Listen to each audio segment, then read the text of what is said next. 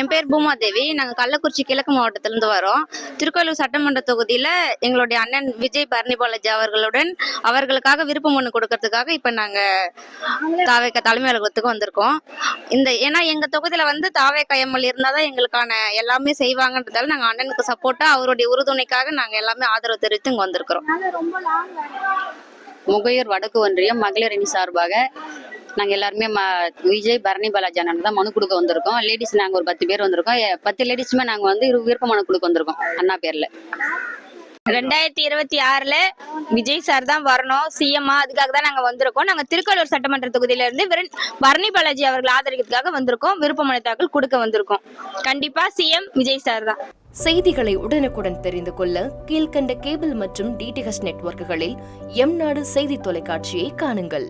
பாதகம் செய்பவரை கண்டால் நாம் பயம் கொள்ளலாகாது பாப்பா. மோதி மிதித்து விடு பாப்பா, அவர் முகத்தில் உமிழ்ந்து விடு பாப்பா. அண்மை செய்திகளை உடனுக்குடன் தெரிந்து கொள்ள இணைந்திருங்கள் எம்நாடு தொலைக்காட்சியுடன்.